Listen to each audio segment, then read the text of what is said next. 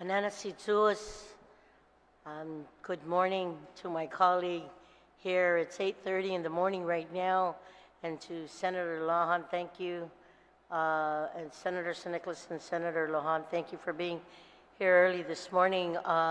We don't have quorum yet, so I'm going to go ahead and put us into recess until we can acquire a quorum and try and finish this bill before the morning ends. So we are in a moment's recess.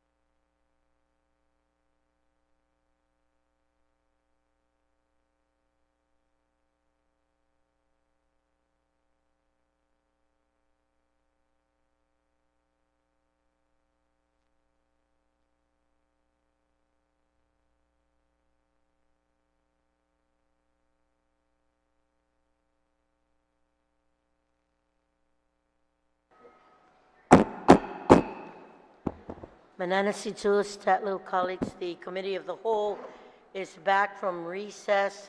Last night, we completed with Minority Leader Senator Blas, but at this time, before I start round two, I'd like to give Mr. Byrne from the Department of Administration a chance to give an update from some of the inquiries from yesterday. So, Mr. Byrne, you're acknowledged. Good morning, Vice Speaker. Good morning, Senators. Couple of things. We will provide to you the information that was requested on the government share. I think it's being copied now. And the fiscal 23 health insurance contracts were signed yesterday.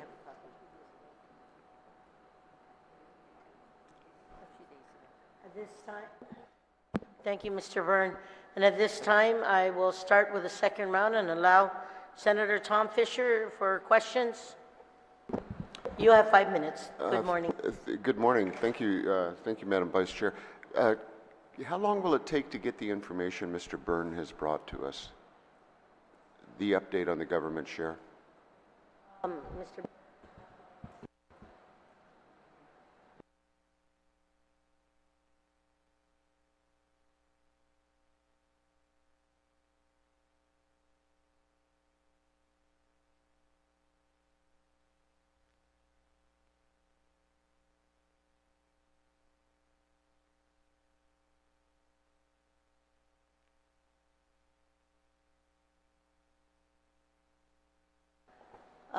Colleagues, we are going to take a very moment's recess while we have the pagers make copies and distribute them to you. So just a moment's recess.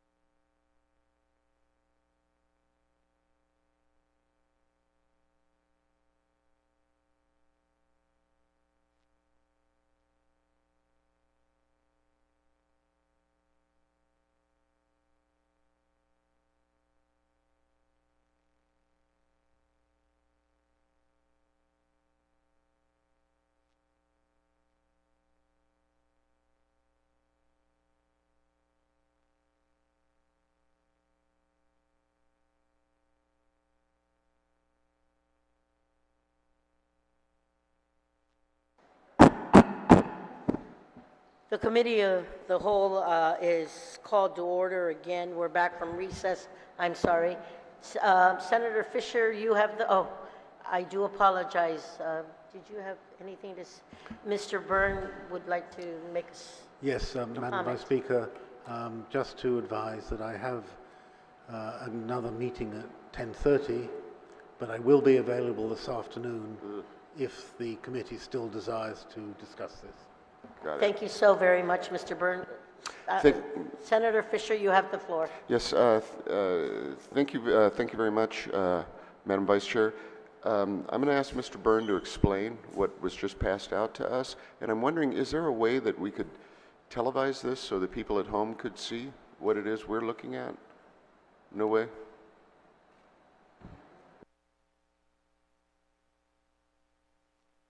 I'll have the Sergeant of Arms check with audio to see what we can do. But in the meantime, Yes.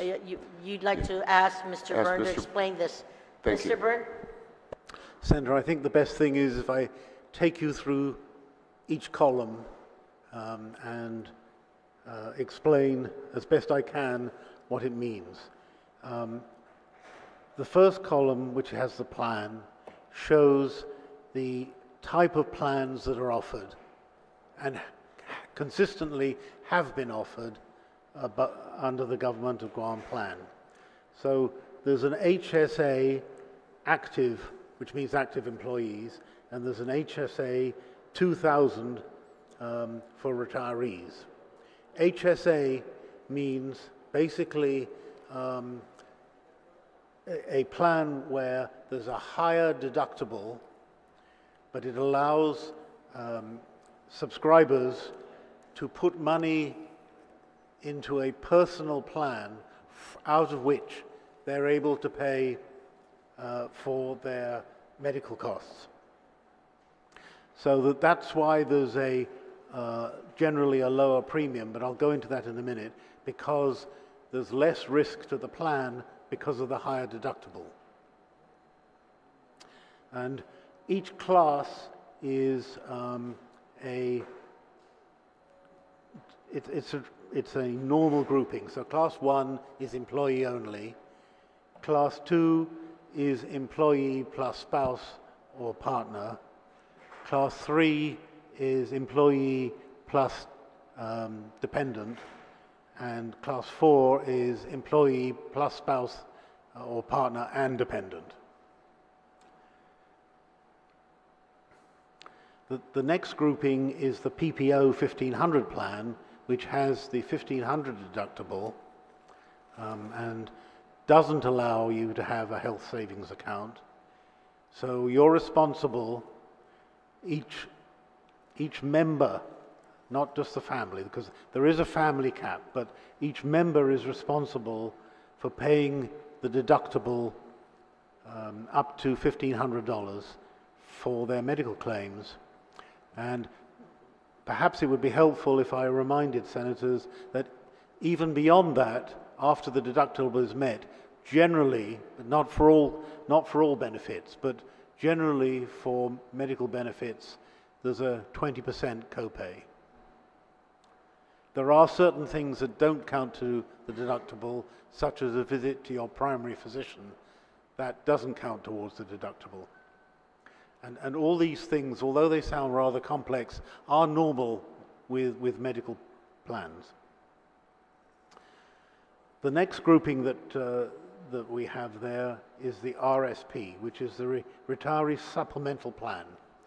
And the purpose behind that plan is for those who are eligible for Medicare, they subscribe to this plan, which is why there's a zero employee contribution, because Medicare becomes primarily responsible for their claims. And this plan is only responsible after Medicare has paid whatever Medicare should be paying. And we encourage as many people to subscribe to that are eligible to subscribe to this plan, because it keeps the costs down in the plan that we're operating. One of the advantages, I should add, of a self-insured plan is that, and we need to do that this year, is that we can enter into an agreement for people in this plan to limit the pharmaceutical cost to the same cost that those who subscribe to Medicare Part B have to pay for their medications. So that's something that we're going to operate on in fiscal 24 under this plan. And the last grouping is the additional dental group, which I spoke about yesterday. It's got the same classes and the same split between active and dental. One of the things I should emphasize in this is in rather small font at the top, that if you're an active employee, the rates are the bi-weekly rates because we pay employees bi-weekly. But if you're a retiree, they're the semi-monthly rates because the retirement fund pays retirees twice a month. So for active people, the annual rate is 26 payments, and for retirees, the annual payment is 24 payments. So there's a total cost, which is the total cost that is going to go into the plan. There's a government share. I didn't take account of the gym, but that's a separate thing. The government agreed to pay the gym memberships for those who wish to participate in the gym membership.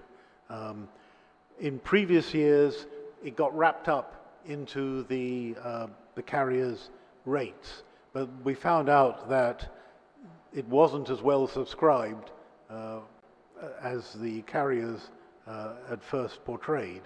So we've separated it out, and we will pay the subscription for those people that do choose to subscribe to a gym, and there's a list that Select Care will have of the gyms with which it has an agreement. And the last column is the column that we spoke about yesterday, which is the employee share of the medical premium. Thank you very much, Mr. Byrne. I would, if we could just look at, for example, the HSA 2000 active, the first class, class 1, the government throws in $149.72 as their share of the premium. Is that accurate to say that? Yes. Is that money, is it just on paper? Well, are you guys just booking that amount, or are you actually setting it aside into its own account? Well, under the self-funded plan, we will transfer the actual money into an account, yes. Okay. Where will the government get that money? It will get money from agencies and component units. Could you repeat that, please? It will get the funds from agencies and component units. So, for instance, for the people that DOA pays, DOA will pay the government share into the fund. For people that, for instance, GPA shares, GPA will pay us that amount so that it can be deposited into the fund. But actually, we'll expect them to pay both of them because they will have deducted the employee share from their employee's salary. Okay. Thank you, sir. Ma'am, could we take a short recess? They're getting ready to display the document. Okay. All right. So what we're looking at here on the screen, I assume that people at home or on YouTube can see this, ma'am? Vice Chair? They can see it, Senator Fisher. It's online. Okay, thank you very much. So just for folks looking, they might be watching, what Mr. Byrne described as the rate sheet is what is being displayed right now. And I was asking about the HSA 2000 active plan, number one, and we just learned that the government share would be $149.72, and the employer share would be $2.04, correct? Yes, sir. Thank you. And we also learned that in this instance, the $149.72 would actually be set aside into the reserve fund. Is that correct? Yes, it would actually be the 149 plus the $2.04. Okay. And now I'm going to ask you to foresee the future. In a one-year period, how much would that would you guess that government account, how much money would it hold? Well, it obviously varies with enrollment, employment levels, and a choice as to whether employees choose to insure their dependents. But Okay. rough estimate is about 124 million. Okay, that's so. That would actually be in its own account. It would have its own account number and so forth. Yes. Okay. If claims exceed the 140, let's just go with 149 million. If claims in a year exceed the 149 million, how would that money be made up? Sorry, I said 124. Okay. 124 million. 120. But that's just the government share, so Right. I didn't take account of the employee share. Okay. But I think I answered that question yesterday, is that the general fund would have to, just like any other special fund, Okay. whether it's the Healthy Futures Fund or this fund, the general fund would be required to make it up. But the probability of that is Low. low, more than low. Yeah. Understood. But in the event, it is conceivable that the general fund would have to pony up a little bit of cash if there were a shortfall or it was oversubscribed or Well, whatever. that's the nature of government. Basically, the general fund is responsible, for making sure that all the other funds are whole. Okay. And is it possible that the general fund, if we had to go to the general fund, that would impact the budget we just passed 2 days ago? Yes, I mean, I think it would require an appropriation, an additional appropriation, in order to make that adjustment. Okay. So in one sense, then, it's fair to say that the general fund is a little bit at risk under this program. Is that fair to say? Yes, I don't know, and it's hard to quantify these risks, that it's any more at risk than under any other procurement, because price increases happen on contracts either contractually or sometimes extra contractually, and those price increases, which is what we're talking about here, are borne. But thank you for raising this issue, that not the whole of the amount that you're equating with the general fund cost is borne by the general fund. Okay, is it spread around It can the be government? split. It's basically split between, for instance, as I suggested, the two utilities that are component units of the government, GPA and GWA, are members of this plan, but their subscriptions don't come from the general fund. It comes from their rates. Okay. And even for those that are employed by the government, if you're a federally paid employee, the federal government pays the benefits. They pay this and they pay the pension contribution. So that part would be borne by a federal grant. Okay. And then there are a few people that are paid by a special fund, and the same principles would apply. So it's not the general fund that generally bears all the cost of the policy. Thank you very much, sir. Okay, you said that you used the phrase the buy-in for the government contribution, I suppose, about 124 million, and that is just obviously speculation. by its very nature. The 124 million, since it will actually exist in an account somewhere, is it subject to the governor's transfer authority? No, no. And it's unlikely to be 124 million because incoming premiums are going to be offset by outgoing claims. Claims, of but course. No, it isn't subject. Okay. How do we, I take your word for it, but how do we know it's not subject to the governor's transfer authority? It's a special fund, so it's not part of. I think the budget specifies which accounts are subject to the governor's transfer authority. Okay, but you're confident that the governor can't just dip into this to subsidize another agency or something like that? Yes, I mean, I would. I certainly wouldn't do it, Okay. but I can't tell you where the words exist at this moment without going and looking them up. Okay, sir, right now we are on, we've got Take Care or Select Care if you're insured by the government of Guam. This new program, I'm going to call it Adeloop Care. Under Adeloop Care, if we go with Adeloop Care, will we have to set up new administrative tools and machinery? Oh, I'd like to call it GovGuam Care. Okay, well, okay, that's fine, but No, well, that's the purpose of having a third-party administrator, is that that they will do the bulk of the administration.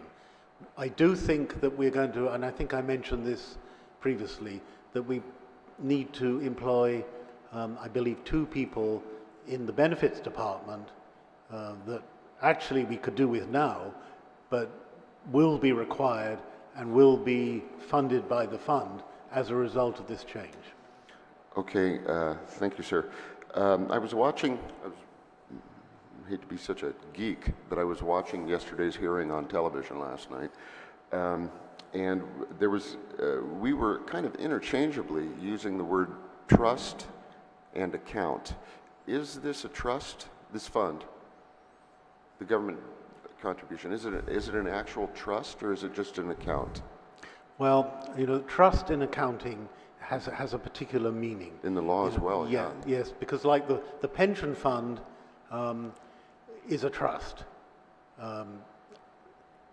And we report it as such in our financial statements.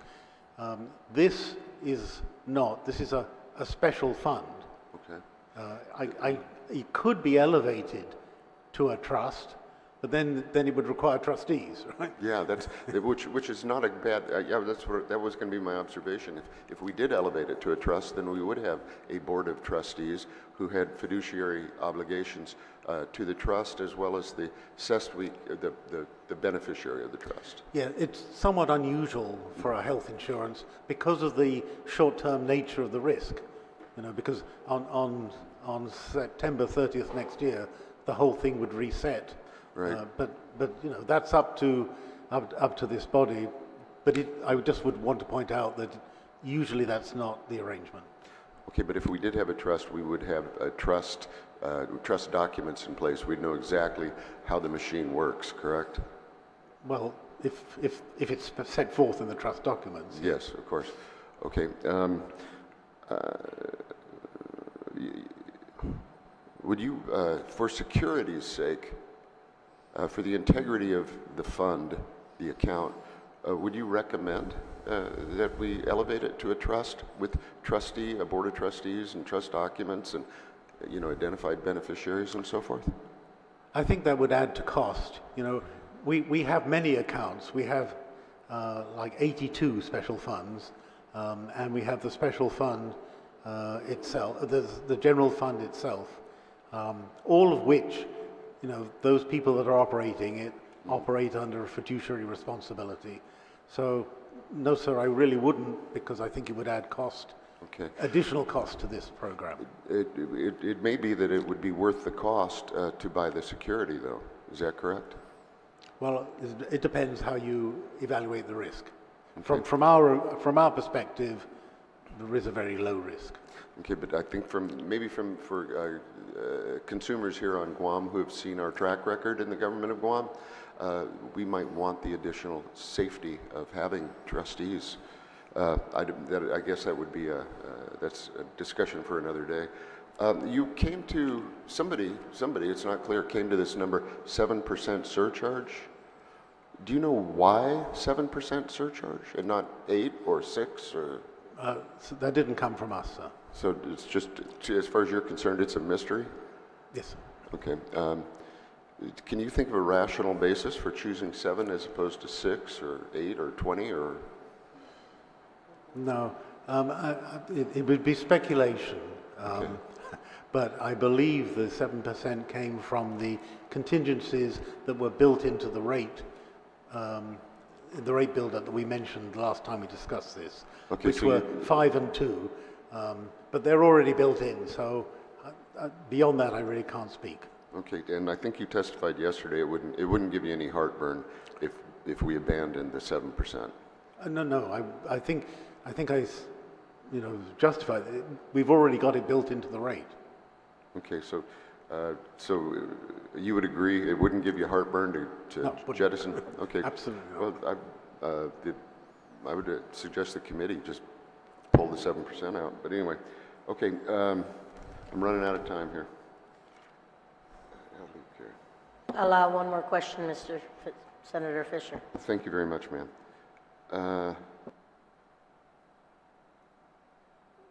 Well, okay, if we go with Adeloop care, I just hope it works. Thank you, sir. Thank you, Thank you. Senator Fisher. Senator Canetta? Madam Chair, I yield my time to Senator San Augustine. Thank you. Senator San Augustine, you have 10 minutes. Good morning. Good You may morning. proceed. Good morning, Madam Chair. You know, I haven't really heard the other two individuals on the panel.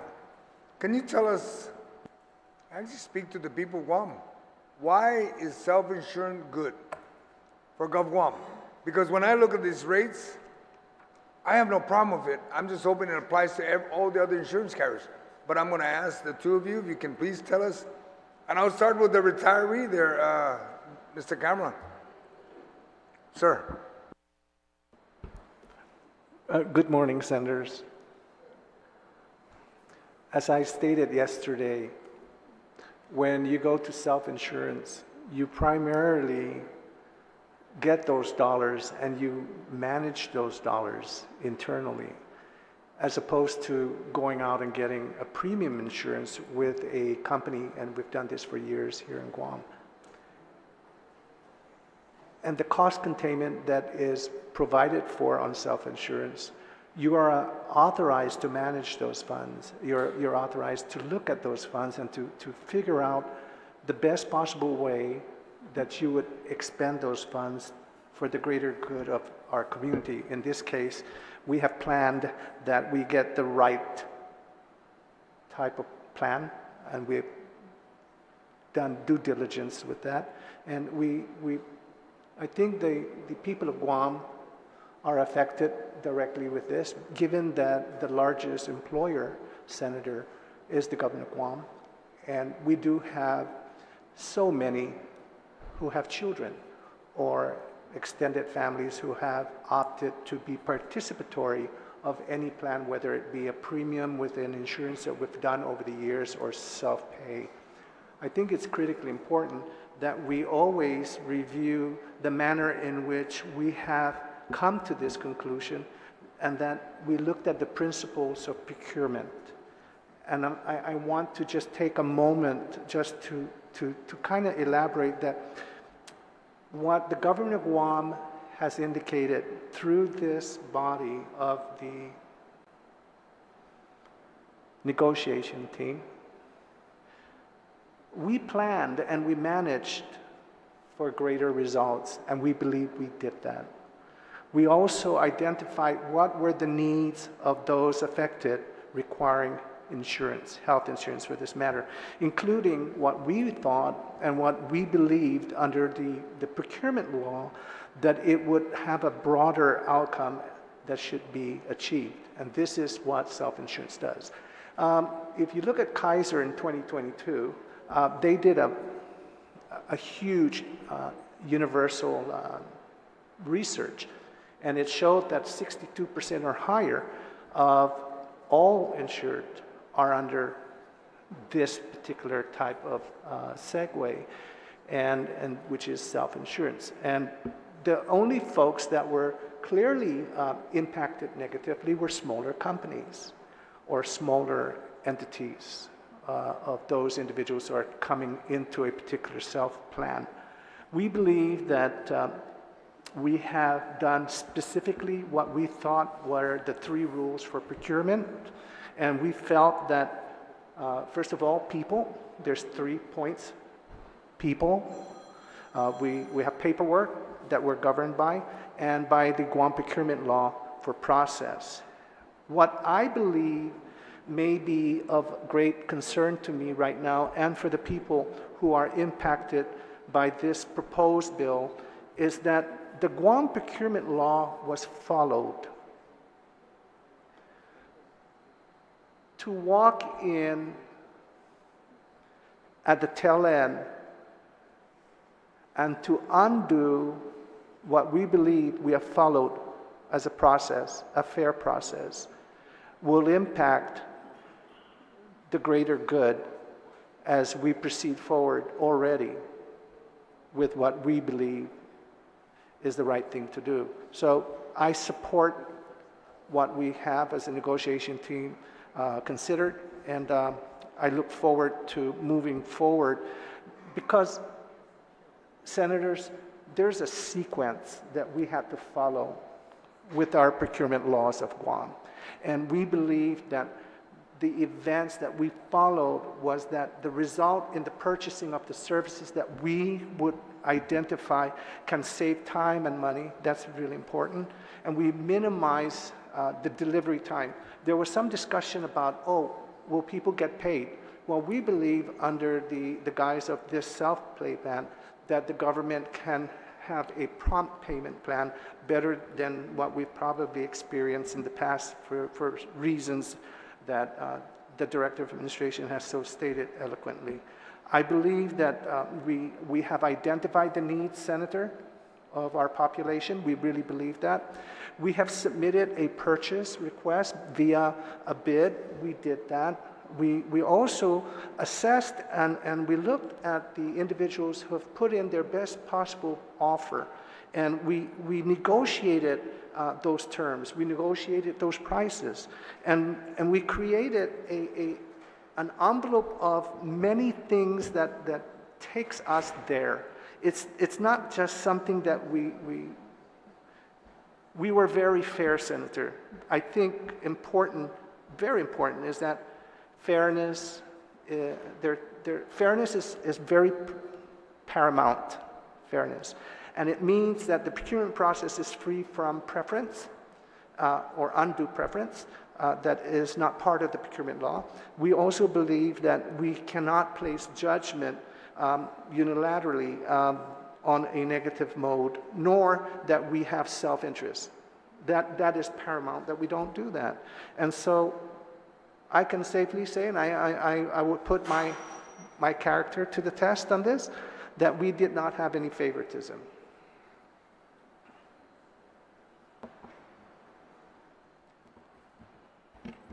Good morning, Senator.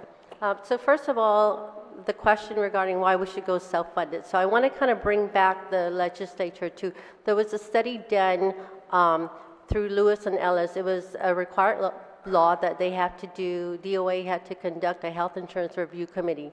This was contracted out to Lewis and Ellis back in 2007.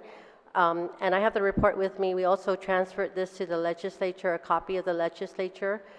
In that report from Lewis and Ellis, they also mentioned that Guam should consider going to self-funded. So that's something that was done independently from another consultant, in addition to the Milliman Consulting that we contract with for DOA. Again, that report did say that Guam, you really should consider, one, going to a self-funded model, and then the other component of that report was that Guam, you really should look into one, not more than 2 carriers.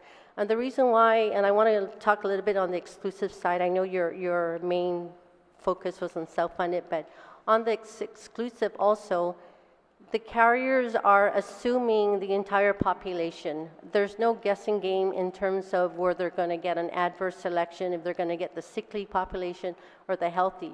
So when we go on the non-exclusive, you're looking at carriers kind of adding additional for some type of adverse selection. Going into one exclusive takes out the guessing game. They're looking at our entire claims, our entire utilization.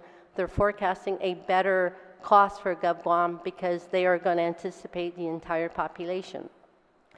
The second component of going to self-funded, and our consultants also report that had we gone, and again, this is all on projection, that had we gone fully insured, that self-funded already looked like it was a 5% lower premium for GovGuam as opposed to fully insured. So that's another component as to why GovGuam should go into a self-funded. Again, this was done by Milliman as a projection. Again, everything is so based on projection, as the director talked about earlier. Self-funded also allows GovGuam the ability to discuss with contractors or with providers. Let's say a provider, normally under the fully insured, they have what they call a participating provider network. And that company is responsible going and contracting with the clinics, for example, SEA, IHB, the local clinics. With the self-funded, it also gives GovGuam the ability to go and discuss with them on trying to have a contract with us. For example, there are some providers that maybe are not currently covered under our two FY23 providers, so it'll give us the ability to have discussions with them if they are not a provider under the fully insured concept. So as a recap, Senator Lewis and Ellis did provide for self-funded. The 5% lower premiums that we saw versus a fully insured, and then it gives GovGuam the ability to have discussions with providers directly. Okay. Thank you. Thank you. Now, 2007, that's how many years ago? 16 years? Not this administration, but the previous administrations. It's sad. The study's done, somebody should take an action then. I wasn't senator then. There should have been more positive movement towards self-insured. Currently, Mr. Byrne, we are self-insured in dental and pharmaceutical, correct? Yes, Senator. And all you're doing is you're moving it the next step Yes. with something that was recommended in 2007. Yes, and we've taken, measured steps to get there, but hopefully we're there now. Unfortunately, it didn't take you 16 years. It took you less than 5. And currently, because you're DOA, for less than 6. Yes. I mean, we have a responsibility to making sure that we save money where we can, right? And this is a way. This is just one way to save money, but it's a big purchase, as Mr. Cameron said, and the total amount is a large sum of money. So if we can do something to save money, we certainly should. And I want to make sure it's also clear that just because they say it's estimated 124 million GovGuam's contribution, provided all the positions are filled. Yes, correct? sir, that's true. And as we know, very often, I think your staff tell you that there are vacant positions in many agencies, and that's the biggest contribution generally to an agency lapse. Exactly, and it needs to be clearly understood that when you mention how that fund is built, everyone, when the budget is passed, not just this one recently that we passed, but in previous years, it's always budgeted. That's why they always say, what, 80%, 90% of our budget is personnel? Well, take a look at it. Other than their salaries, that's what they call benefits. Your contribution is built in there. And then their deduction. But I just want to make sure that's clear when they identified the $124 million or 155. I'm very curious, Mr. Byrne, that you have a letter came from you. All employees, retirees, survivors. Maybe you can talk about this letter that you kicked out that talks about all the questions, because everybody seems to be worried that, am I covered? Well, you know, everybody's covered.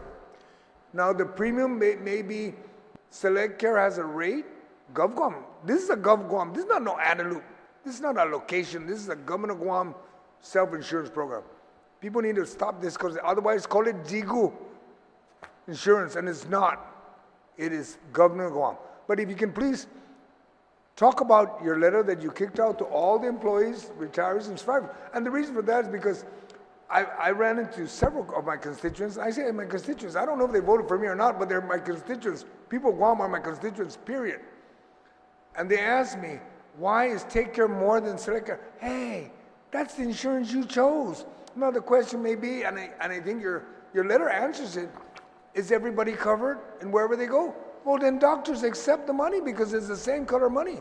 It says, in God we trust. It doesn't say Government of Guam money. And if you can please explain your letter so that everybody can hear this. Thank you, sir. That's certainly true, and if I may, I'm going to ask Ms. Candasso, who drafted the letter, to explain it in detail. But we are going to have, I mean, this is the whole purpose of open enrollment. We are going to have presentations.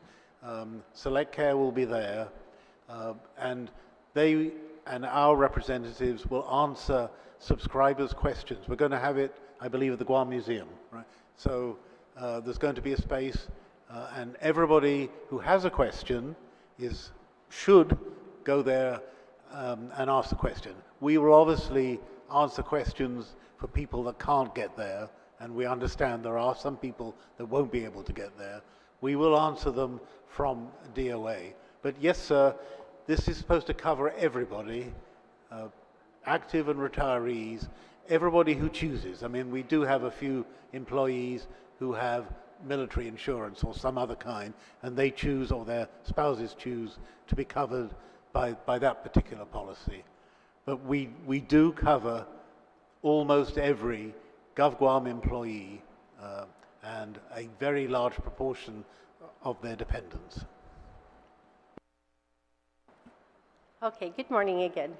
So yes, the circular was sent out, and as a recap, anyone who is currently enrolled, whether they are on the Select Care or Take Care plan, will automatically continue enrollment in the same plan and in the same class. For example, if you are in Take Care PPO 1500 Class 4, you will roll over into the PPO 1500 Class 4. It's not meant to leave any member disenrolled. Everyone will automatically be carried over. That will apply to the medical, that will apply to the dental, that will apply to the retiree supplemental plan as well. Anyone who is not enrolled or who needs to make changes, as an example, add a dependent, delete a dependent, change class, they must complete a form during the open enrollment period. Payroll will be instructed, all the department's payroll office will be instructed to continue the deductions under the new rate, which is what we passed out. We are also working with Take Care currently because the data needs to be transferred from Take Care population membership population over and fed into Select Care medical population. At the same time, the data from Take Care dental population has to be fed over to the Net Care dental population.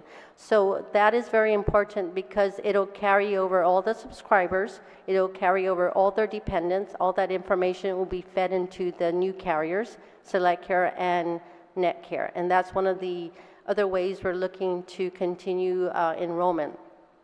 At the same time, the carriers, from my understanding, they're also reaching out to their providers to let them know that any GovGuam members, effective 10/1/23, that their coverage should continue provided they are currently enrolled. During the open enrollment period, we will have presentations. We are looking at a face-to-face presentation. We are looking at a virtual presentation, and we are looking at a presentation type in the auditorium. So we're hitting all three components. Those that want to come and sit down on a face-to-face type of scenario who perhaps maybe do not want to ask questions in a public setting, they're going to have an opportunity to sit down on a one-on-one and discuss it. Those can also attend on a presentation at the auditorium. For those that can't physically come there, we are also going to have it virtual. We are going to run those presentations every day. The carrier is already notified. We are also going to have a weekend presentation for those employees or individuals that are unable to come during the weekday. So we try to address, we're also doing an online enrollment. So for individuals who need to complete a form, they can simply go online and complete the forms. It'll be sent to the carriers. The carriers will go ahead and distribute that to the departments and the payroll offices. So basically, it's a very simple program. All they did was switch from I have to go to whoever this group I belong to, versus I'm in one group that covers everyone, correct? Correct, Senator. We are trying to make this as easy and as seamless with no disruption for our members. Okay. Then the only thing I can visualize is by delaying this by 3 months, what benefit do we get out of it? What benefit does the employee get from delaying it 3 months? Mr. Byrne, maybe you can answer that, because I'm not going to ask the author, I'm going to ask you. Well, to me, a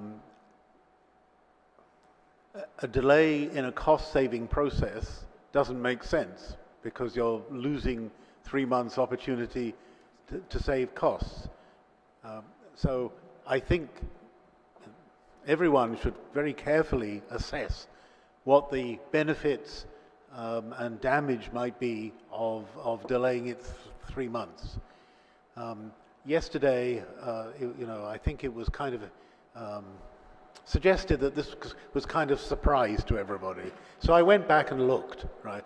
Not only did the RFP go out in April, and it was published and everybody saw it, but the governor mentioned it in her State of the Island address, which was in March. So I don't, it wasn't the intent, and I don't believe that anybody can really assert that this was kind of a surprise to everybody. And as you said, Senator, it's been talked about since 2007. We're just taking action now. Thank you. I just want to make sure that the people of Guam are listening to this. That number one, this is nothing new. Yes, he's going to make a comment. Okay, go for it. Go for it, Uncle Joe. Joe, Mr. Cameron. Yes. When the negotiation team proceeded with the procurement process, we took tandem steps to make sure that we followed those processes. As a matter of fact, throughout this entire process, we had a representative and we had legal counsel from the Office of the Attorney General to follow this process through. So we feel comfortable that we've done what we needed to do. Having so stated, when we engage into a contract, the best offer that was requested was for 12 months, and that was built in to these cost factors, whether it be administrative costs or how that factors in on how people would charge, in this case, Select Care. When you take 3 months off from what was intended to be a 12-month, that changes the fabric of business and the manner in which business provides and how it can or cannot, and I can't speak on behalf of that business as to how they figure out a different scenario, if whether or not, and I know that the bill that's in front of us proctors that it says in this bill that's being proctored that it recognizes that there is a contract, in fact. But what this bill, I believe, had failed to elaborate was in the legislative intent. Most of the bills that have legislative intent will give the people of Guam a scenario. In this case, it would be those affected by coverage. Why it is important in black and white to proceed down this road. There were some other offerings on sections as to what may help provide this, but I believe that this is I want to say with great certainty that the procurement law is infracted by doing this bill. And there's the separation of powers. We know that the executive branch administers the program, the plans, and the benefits to our Guam employees and their loved ones who are also participatory of the plan. And I feel personally that, and I would like to put myself professionally forward as well and say, this is an infraction on procurement law to just inadvertently step in and stop the process that we have already negotiated and actually provided to its members. And I really believe that. Thank you. Is there a protest on the one that was selected for the administrator's role? No, there's no protest. So maybe this is another way to protest it, then I guess maybe? I'm just saying this, I hate to say it that way, but it almost appears that way. Now my concern is FHP patients. I mean, there's a lot of clinics out there. Are they left without because they don't have a clinic? I mean, are they going to be taken care of in this area with this self-insurance? I mean, I just want to make sure that everyone's covered. If anyone wanted to go to a specific clinic, are they covered? And it's really just up to that clinic, am I correct? To say yes or no. I don't want self-insurance. Well then, golly gee, don't complain because the money paying you is the same color. We are aware that FHP is currently not in network with Select Care, and Select Care has opened up some discussions with FHP. Let me be clear, though, that the number of people it affects is less than, I think, than was advertised.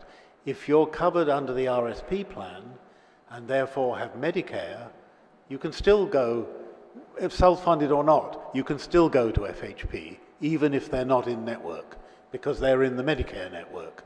And as I explained before, Medicare is primary. So I'm one of the people that go to FHP.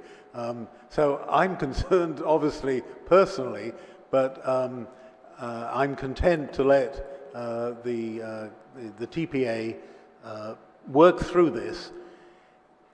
But even if they're not in network, as I explained yesterday, if they're out of network, then subject to the deductible, because all out-of-network benefits are paid at 70%, they would be able to go there, except the copay or the effective out-of-pocket would be higher.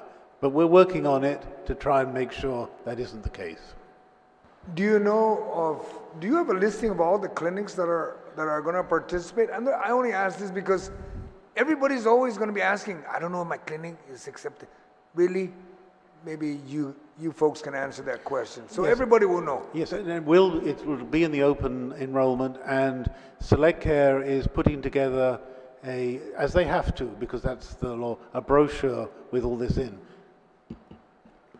So, Senator, the majority of the clinics, what we see is between the two providers, Take Care and Select Care, they have basically the same provider network. Of course, like you mentioned, FHP. In addition, Select Care has contract with both locations of Express Care, which Take Care does not. So that's another added benefit with the Select Care. In addition, Select Care does have contracts off-island with Strop and Kapiolani, and I believe Take Care does not have contracts with them. Select Care also has a huge off-island provider network, which is United. United is, and personally I know this because I've kind of experienced both plans, but United is a huge provider network off-island. So to recap, the providers are basically the same, and we will provide some kind of report for those that maybe are not continuing under FY24 with Select Care, but majority of them are, and Express Care is added on to the Select Care provider network on island, which is not under our other carriers for FY23. You mentioned off-island. Which direction? To Hawaii or to the Philippines? Both. You have Hawaii, you have the U.S., you have the Philippines, you also have one Asia like Taiwan. There are other locations also, but basically United, especially in the continental U.S., they have a lot of provider networks there. Okay, well, then, that's great to hear. Mr. Cameron? I might also add that in the event that a particular case comes up wherein a particular employee or significant other members that are attached to the plan fall short for some reason, and that can happen, nothing prohibits us as the self-insured to reach out on the coordination of benefits of that particular facility, because let's face it, some folks travel and they get stuck somewhere in the middle of nowhere and they can't reach out to the nearest facility because there's an urgency. They're in the ER. The government has to step in right away and coordinate those benefits and to negotiate the best possible price and step in to make sure that those particular services are provided for right as is needed. And we have that opportunity. All right, and I'm happy you mentioned that because at no point did anything ever mentioned about medical referral office that they have in these different places. And some people have called me and said they have problems with them. It doesn't impact you, but maybe that's something that you guys should take a look at. Because when you're going to assist anyone traveling, they may be willing to travel because to be taken care of. But when they get there, they're probably going to be like, how do I get to where I need to go? That may be something you folks may want to look at. But I'm not saying add it on. But, with that, my colleagues and to the people of Guam, I'm trying to find a reason to support this bill. And I'm led to believe that there's no reason to. It's like you mentioned, every delay, it's like if you wanted to start a savings account, I'm not going to start today, I'll start it next month. Every day is $1 less. If you don't start it now and get it going, you're not going to have any savings. And with this, it's just delaying the process that I don't see a need to. And if there's no challenge to the procurement on who was selected, I hope this is not a bill to disrupt the procurement process that you mentioned, Mr. Cameron. I just want to make sure that if GovGuam has done what they need to do, isn't the Attorney General's office involved with you guys? Yes, so the Attorney General representative was with us. It's a procurement, so they have to be with us, and they were with us every step of the way. And what was their response to this? Did they have any objection? I mean, I haven't seen any letter coming out that hey, hold on. No, there is no objection to self-funding. It's in the law. No, but the procurement, the process. Nothing. If they were very careful to make sure we didn't stray off the procurement path. All right. Okay, with that, Madam Chair, thank you very much, and I look forward to ending this discussion and this committee of the whole. Thank you. Thank you. Senator Nicholas.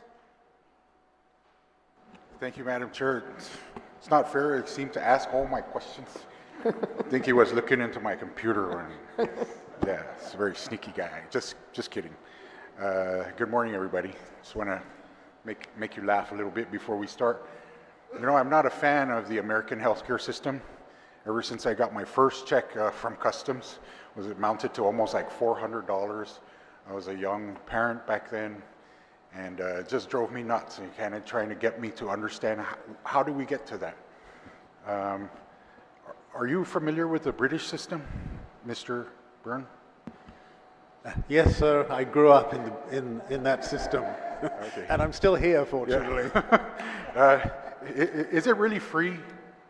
Well, it's paid for basically by taxation. By taxation. How much does it cost to run GMH? Well, you've been talking the annual cost for GMH? Yeah. Annual cost is about 140 million.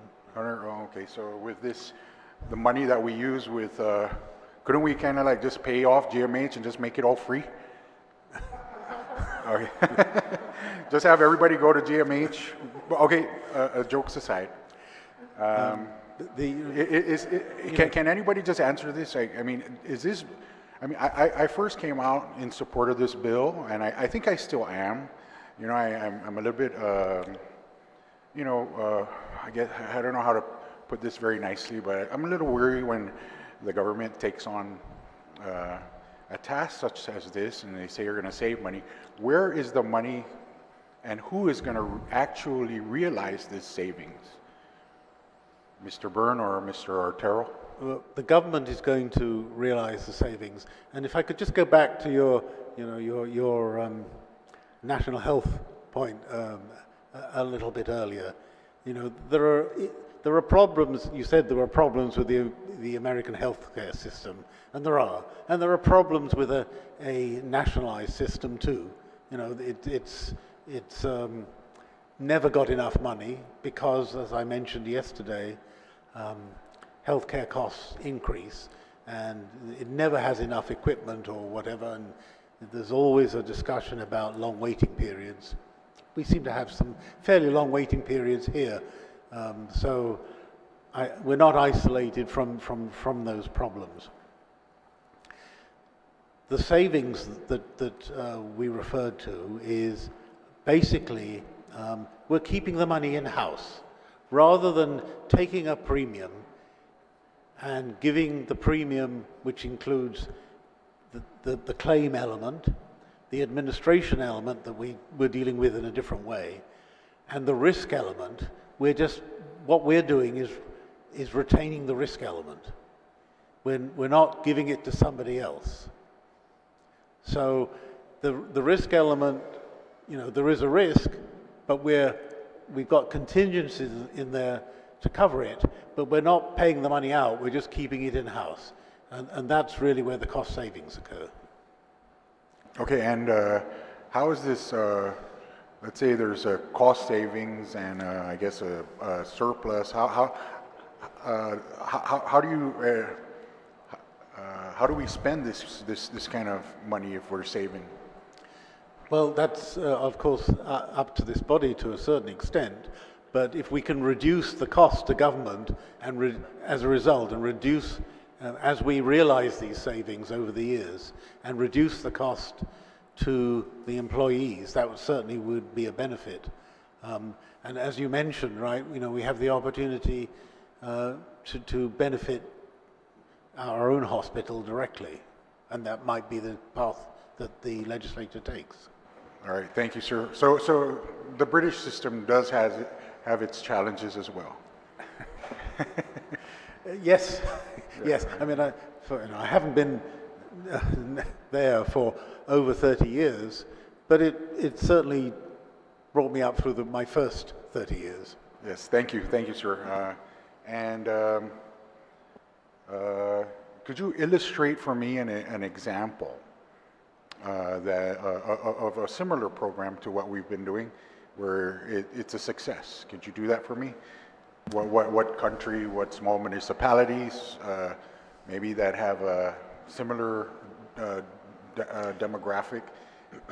Is there a successful program as this one we're about to roll out? I think Mr. Crisostomo at the public hearing said that, excuse me, that about 2/3 of government entities have a self-insured program because they're the larger employers. It works for larger employers. It doesn't work for smaller employers. I've run such a plan before, and we started it, and actually we then decided one year, well, we're not going to do it this year, and then we did it again the following year. It all depends upon the flow of costs. The financial opportunities and such, right? Yes, and there are pressures obviously on insurers if they find all of a sudden that they're not being used, they want to, that's competitive market. They'll come back into the market. Yes, sir. Thank you for that. And another thing is, does the medical community support such a move? Well, I think the medical community, like you, sirs, here and madam here, is a collection of people. It so happens that those I've spoken to because I've happened to be in their office or whatever, didn't have any particular objection, but I know there are those that do, and my understanding of the reason for that is because they feel that previously they weren't paid by the government under various programs, including Medicaid, but now we're paying Medicaid out in full every 2 weeks. So I don't think anybody need fear that they're not going to get paid. And as we pointed out, it's actually the TPA that's going to be paying them. And I actually see in the contract they're supposed to give us a report about the timeliness of their payments. Okay, I'm just concerned that I want to make sure that the medical community, the providers, are hopefully on board with this, because after all, they will be the ones to, I guess, they're the ones providing the service. I hate to say at the end of the day, because they use that a lot here, but they are the also a very important facet of this whole entire system. So I just want to make sure and to understand if they are in fact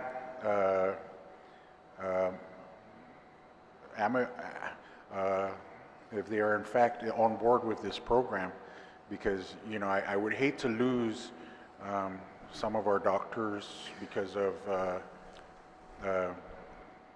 maybe not agreeing with this program or whatever concerns they might have. So can you answer maybe? Well, that gives me another opportunity to talk about the National Health Service, because when it started on July the 5th, 1948, there were a lot of doctors who really didn't, actually they ganged up against it and they said, we're not going to participate. But within a few months, they were all participating. I know. The concern of the negotiating team is the welfare of the employees and retirees of the government of Guam. Obviously, we want everyone to agree. The mandate of the negotiating team is to do the best for the employees and retirees, and that's why we have the mix of people on that team. We would like all providers to buy into this, frankly, some of them aren't going to do that, I think, until they experience the benefits that they're going to get from this, because they know, right, that these employees and retirees are going to use their services. Very often, I myself have got caught up with, you've got to have a pre-authorization for this, and you run around, right, or a referral for this, and I've just had that experience. Well, that actually didn't get transferred to the specialist, right? So now I have to go and do something to make sure that the specialist gets that. Because we're cutting out some of that administration, we hope that it will benefit, obviously, the people that are paying for it, as well as the people that are paid for it.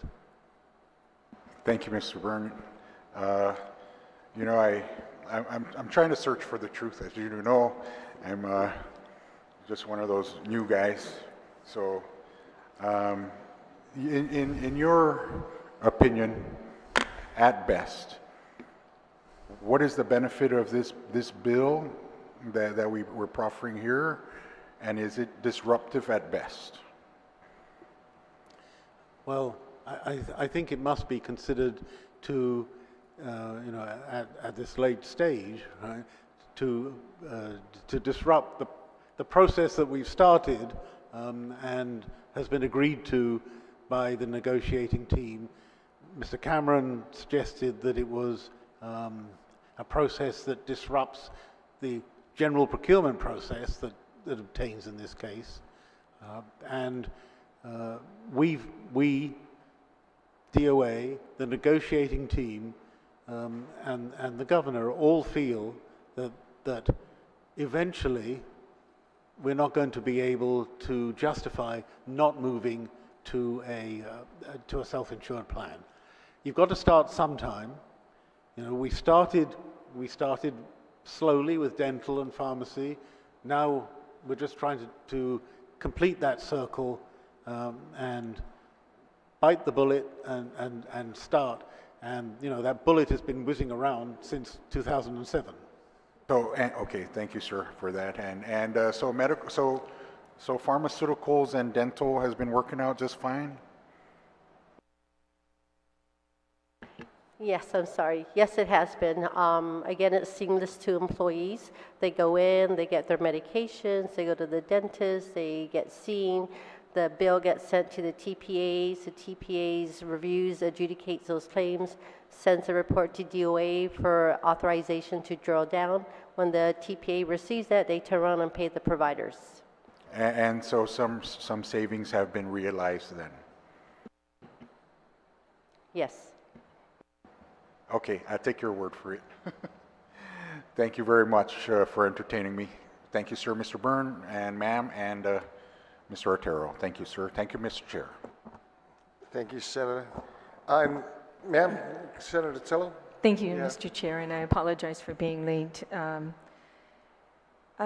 First, you know, I've been listening, and I listened again yesterday, the video on YouTube, as well as some other people who've called me wanting to know more about self-insurance.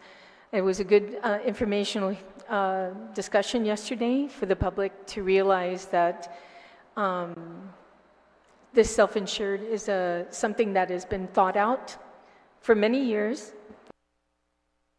Not only for many years, but you had a negotiating team that's been working on this for months and months, and having them all agree that this is the better route for our government of Guam employees was a decision made by individuals that have made decisions in the past.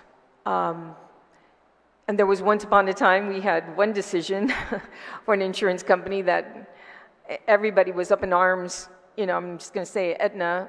You know, we had all these employees up in arms about Aetna not using it. Well, sure enough, a year later, we made sure we didn't go that route again.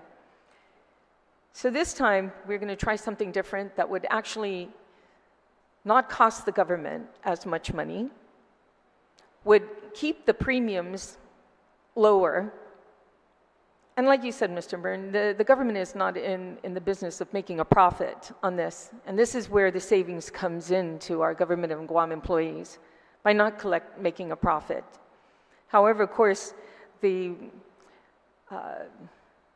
people in Guam relying on the government of Guam for paying their bills, well, it was proven earlier or even spoken about during the public hearing on the roundtable, which I did attend.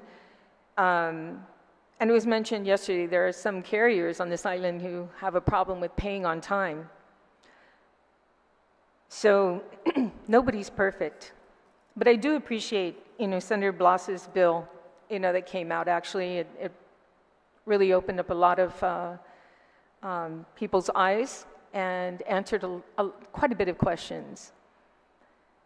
One of them that was brought up earlier this morning as I was listening, you know, coming over here, was that the contract has been signed currently. Now, for the uninsured to work with the TP, Senator, the question was the contract for fiscal 23, the current year. Oh, this year has been signed. Yes. Okay.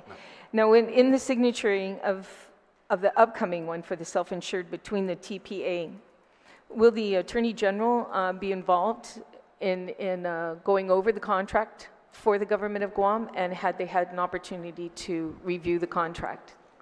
The Attorney General was involved throughout this whole process, including the contract formation, and yes, ma'am, he will be involved in reviewing that contract, and I believe he's doing so now.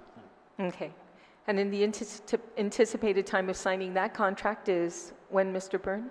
Well, we have draft from the carriers who will work for. We have, you know, we haven't started this year, so, but we have drafts. You know, unfortunately, all these contracts, because it requires so many signatures and requires the Attorney General's due diligence, and he does exercise extreme due diligence with these contracts. It takes time. So they're with him. I really can't answer that question because they're with him, but we have no problem. We on the administration side have no problem with the contract. Okay, thank you for that. And I think it brings a little more comfort to individuals who feel that the administration might be pulling something over their head, that we do have the Attorney General who will be there, making sure that the T's are crossed and the I's are dotted on that. However, there is also a conversation regarding how much money is in an account to begin this type of self-insurance. Of course, it's going to be, if it begins October 1st, then all the premiums, like it said earlier, will be going into a certain account, a lockbox or a special fund. The funds are there.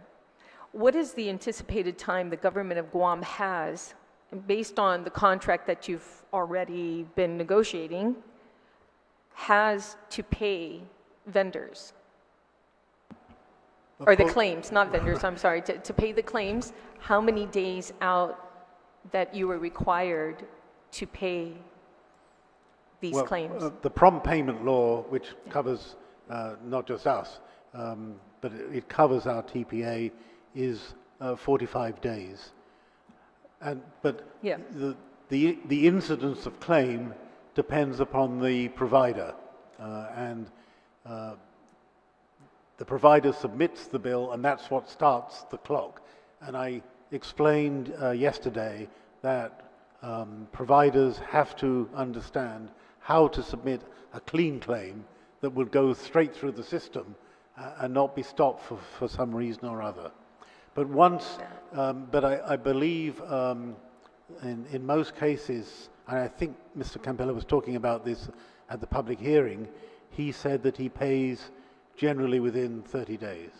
I believe that's what he said. On a clean claim, yeah, if everything goes smooth. Yeah. So if you kind of think about it, from the time of the first pay period for government of Guam being October 15th, let's just say, that the premiums come in, so all these agencies will be submitting their premiums to, or the government of Guam will be putting it in an account, and within 45 days. So it's anticipated to at least already have a basis in which to pay claims out, at least within 30 days, because that's a whole month of yes. Premium is being paid, number one, and the government share being paid, number two. Right, and if I could remind the Senator that the retirees are effectively covered by an appropriation, which could be appropriated. Right away and placed into yes. this fund, special fund. Yes, ma'am. Okay. It's nice to know, too, that especially in Hawaii, now that this particular TPA that we are using is going to be covering places like Kapulani Medical Center, Straub Medical Center, and these individuals were not covered by the last carrier. One of the last carriers did not cover it. And many of our people from Guam prefer, as close as possible to the nearest hospital, U.S. hospital, is Hawaii. So it's really nice to know that, at least the carrier that we're using, or Select Care that we're using, they do cover Straub and Kapulani centers, while the other one has not. So I appreciate that. And the last question I have before I thank you for being here is, who will have the final decision on making controversial claims? Will it be a panel from the TPA along with yourself, with the government of Guam, or are they involved at all in making the final decision? Select Care, which is the TPA, has its own appeal procedure, and that procedure will be set out in the brochure which subscribers will get. They have their own medical advisor, and there's several levels of their appeals.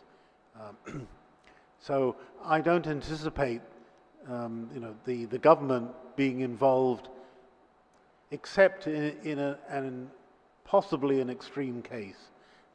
And the example I gave at the public hearing was when we paid for a medical flight because it wasn't possible to evacuate. It was a child, that child, in any other way, and we intervened in a humanitarian way.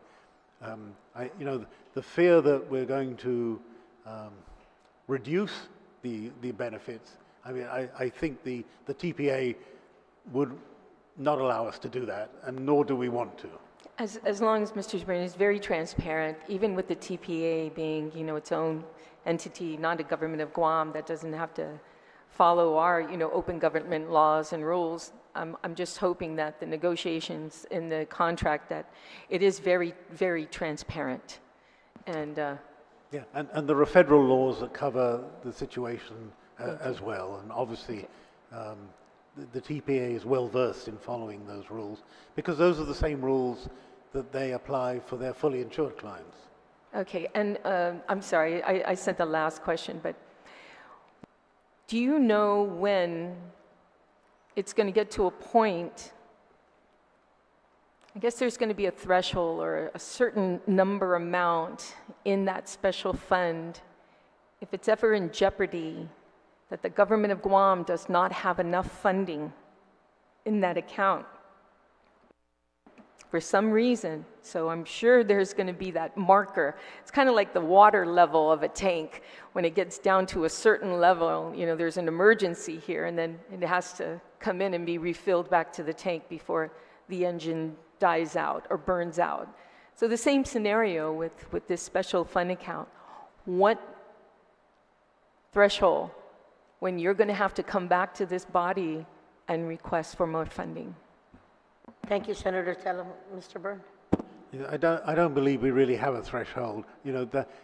I don't really envisage that happening. I really don't want to come in front of you and ask for that because that would obviously not, it wouldn't demonstrate that there was some defect in the whole system.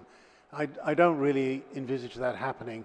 I explained again that generally there's a cash flow advantage at the beginning of such a policy because, as you pointed out yourself, the inflow of subscriptions precedes the outflow of claims. That could reverse if you terminated the whole process, because then you have a period when you have no incoming subscriptions and you do have to meet the claims. We hope never to get to there. Thank you so much, and thank you, Madam Chair, for the, oh, yes, please, go ahead. Hi, Senator. I want to just recap. Earlier, we were talking about the appeals process in the contract. I also want to mention that through our actuarial contract, there is language built in that they do perform audits also. So the Milliman, there is a team also set up that they go in and they perform audits on our carriers just to make sure, for example, like they're processing the claims correctly, and of any discrepancies, they will shoot that back to us. So there's also another process behind the scenes just to verify the TPA will be adjudicating it correctly. Thank you so much, Madam Chair, and for the opportunity. And I thank the panel for being here and answering our questions. I hope and if we have any further ones, we can easily call you up and ask. So thank you. Thank you. Senator Lahan? Thank you very much, Madam Chair. Good morning, panel. Thank you very much for being here this morning. Mr. Burns, Ms. Candazo, and Mr. Artero, thank you very much again. Mr. Burns, thank you. It's a lot clearer now than during the public hearing. I think public hearing left us a little more confused. There's a lot more clarity now in and he's looking at the rate sheets, the comparisons, as opposed to the public hearing that we had, where we had no rate sheets in front of us to look at. But as folks are texting us as well, we just want to simplify it. So I'm just going to ask the simple questions that have probably already been asked and already been answered. But basically, when we look at the rates, and we don't have to put it up on the screen, but of the FY23 healthcare health insurance rate sheet, we have both Select Care, and I'll just take an example, Select Care PPO 1500, Take Care PPO 1500. And we looked at the rate sheet that's given us now for FY24. Basically, in essence, the Gov Guam health insurance, the reason why the rates are a lot lower now because the GRT and profit margins weren't built into the premiums. Is that correct? Well, GRT, if I can answer the other way around, the TPA has to pay GRT Sure. on their fee. The carrier has to pay GRT on the whole of the policy. So yes, there's a little less GRT payable Sure. by the carrier because it's only on the TPA Sure. fee. And let me just go across here because when we look at FY23 versus FY24 here, and it's basically saying, I mean, other than Gov Guam's, it's Gov Guam self-insured, but we're under the Select Care network, basically, right? Yes. Yes, okay. So it's kind of like for those of us who have Select Care or were at one time with Select Care, it's kind of like going back to being insured with Select Care, but, right? I mean, it's not Select Care, it's Gov Guam, but again, the rate sheet just says there, Select Care. So it's under their network, so it's kind of like being insured with them as well. Although it's called Gov Guam Self-Insurance, right? Yeah, we're very pleased that a local Sure. business No, I mean, there's managed to win the bid. Yeah, I'm just reading from the rate sheet, so I just want to simplify it. And when we look across the rate sheets here, it looks like folks who are currently enrolled with Take Care, that those rates switching over to Gov Guam, those rates will stay the same. Their rates will stay the same, correct? Yes, sir. Okay.